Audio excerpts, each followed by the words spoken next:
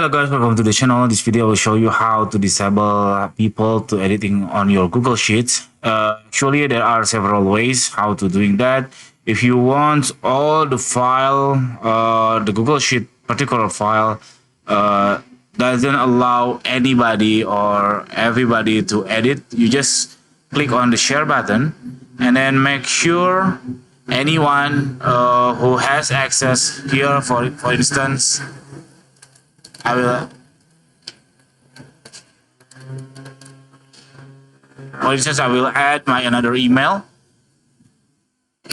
and then to make it disabled to edit, you just click on viewer. So this particular email just only can able to view, not to edit your file. That's it. That's the first method.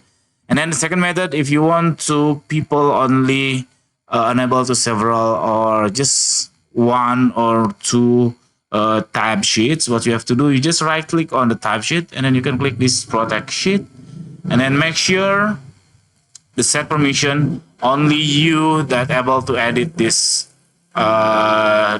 this tab sheet, or you just custom and then choose people who able to edit this Google Sheets on the tab.